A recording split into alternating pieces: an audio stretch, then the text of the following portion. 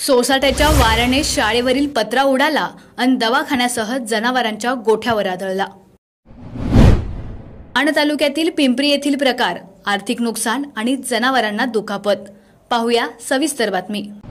Laxminarayan education सोसायटीच्या इंजबावच्या पिंपरी तालुका मान येथील हनुमान विद्यालयावरील पत्रा वादळी वाऱ्यामुळे उडून जाऊन चैतन्य क्लिनिकवर पडल्याची घटना घडली।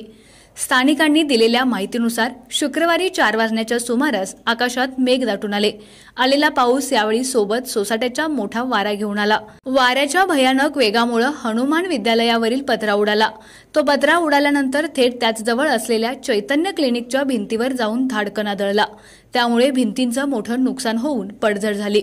त्यानंतर या वादळी वाऱ्याच्या दणक्यानं त्या भिंतीवरून पत्रा उडून जाऊन शेजारी असणाऱ्या जनावरांच्या गोठ्यावर पडला।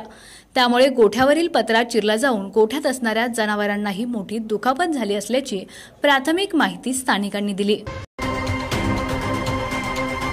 आपला आवाज न्यूज नेटवर्कसाठी एकनाथ वाघमोडे, दहिवडी।